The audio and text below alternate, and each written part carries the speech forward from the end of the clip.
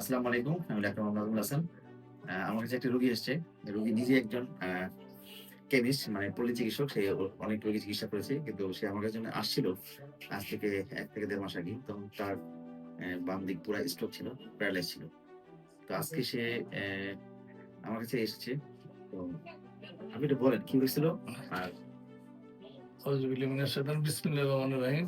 আমার নাম মোহাম্মদ বজলুল শেখ। আমি কেমিস্ট ও ড্রাগিস্ট, ফার্মাসিস্ট। আমার মুন্সিগঞ্জ কাটাখালী আমার ব্যবসা। মুন্সিগঞ্জ কাটাখালী আমার বাসা। ছোট কাটাখালী রংসাহাওলাপাড়া। তো আমি এখন থেকে শুরু করে ২ মাস আগে, প্রায় ২ মাস আগে আমি স্ট্রোক করি। স্ট্রোক করে আমি অন্য জায়গায় গিয়েছিলাম। শরীরকে আমি দিক নির্দেশনা পাইনি গিয়া। সর্বোপরি নাজমুল হাসান স্যার, ওনার মাধ্যমে আমি ওনার কাছে যেকোনোভাবে ওনার কাছে আসছি।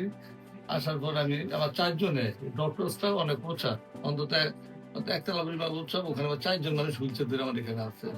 মাশাআল্লাহ, আল্লাহর রহমতে তার প্রচেষ্টায় সর্বোপরি ওনার সঠিক দিক নির্দেশনায়, সঠিক সাজেশনে, যেটা আমি ওনার কাছে এবার মনে করছিলাম যে আমি এটা পারবো না, কিন্তু ওনার মাধ্যমে আমি আজকে নিজে হাইটে একা এখানে আসছি। আজকে ঠিক ২ মাস হয় না তার কাছে আমি এখানে আসছি। আমি নিজে একা দাঁড়াইতে পারি, আমি ওয়াশরুম টাশরুম কিছু ব্যবহার করতে পারি। ভালো লাগে থাকলে তার কাছে তার খুব ধন্যবাদ। ভালো লাগছে সুখী আর কিছু না।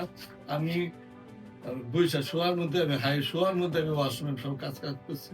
এখন আমি হাই কোয়ালিটি লোক ব্যবহার করতে পারি।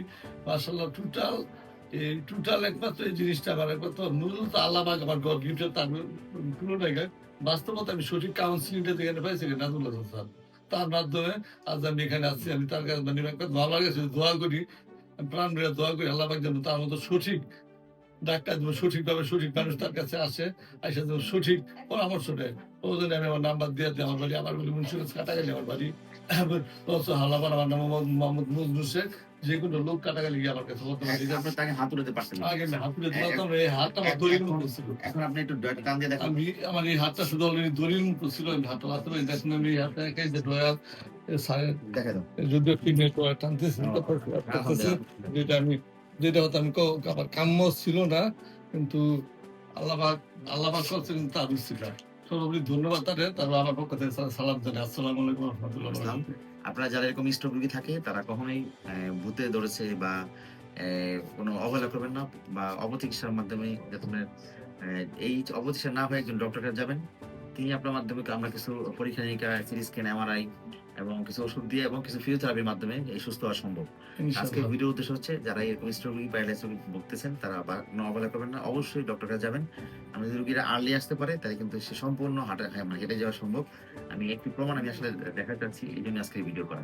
ধন্যবাদ সবাইকে।